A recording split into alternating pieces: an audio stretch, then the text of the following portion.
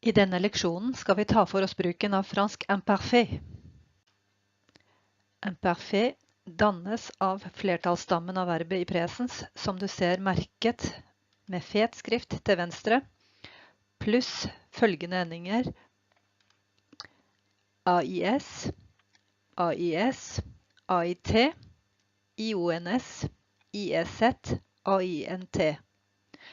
Du tar altså utgangspunkt i første person flertall presens, for eksempel travaillons, og tar vekk endelsen ONS.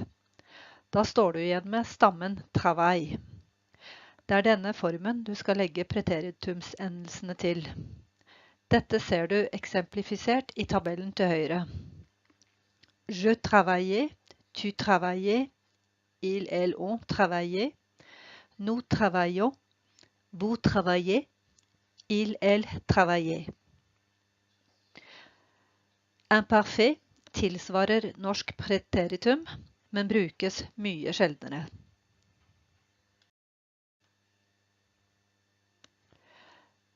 Verb som ender på CER får CEDI foran A. Verb som ender på GER får innskutt en E foran A for å beholde samme uttale som i infinitiv. Dette ser du i tabellen til høyre. Je commençais, tu commençais, il, elle, on commençait, nous commencions, vous commenciez, il, elle commençait. Og på samme måte med verbet manger. Je mangeais, tu mangeais, il, elle, on mangeait, nous mangions, vous mangiez, il, elle mangeait.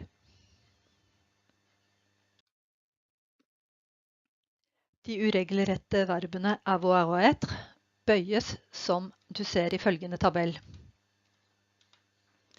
J'avais, tu avais, il, elle, on avait, nous avions, vous aviez, il, elles avaient. J'étais, tu étais, il, elle, on était, nous étions, vous étiez, il, elles étaient.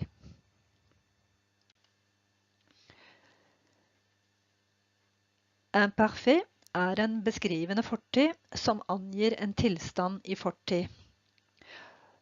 For det første kan vi bruke imparfait for å skildre eller beskrive noe. Dette ser vi i eksempelet Le soleil brillait et tout le monde était heureux. For det andre kan vi bruke imparfait når vi skal uttrykke at en handling hadde en viss varighet. Dette ser vi i eksempelet Pendant les vacances de Noël, la neige tombait sans cesse. For det tredje brukes imparfait om noe som gjentok seg. Dette fremgår av eksempelet Mon grand-père lisait toujours le journal avant d'aller au travail. Til slutt bruker vi imparfait for å uttrykke at noe allerede pågikk da noe annet skjedde. Som for eksempel i eksempelet Hier, quand Paul jouait au foot, il se foulait la cheville.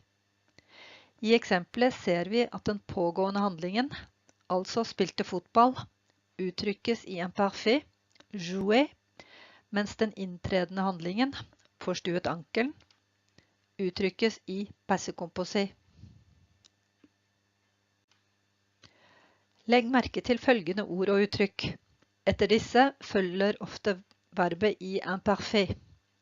Quand, souvent, pendant que, lorsque, parfois, quelquefois, de temps en temps, tout le temps, toujours, tous les jours, tous les matins, tous les soirs, tous les semaines.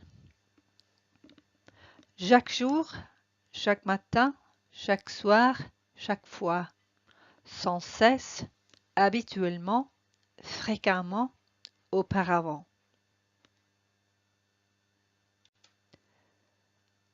Dette var alt om imparfait.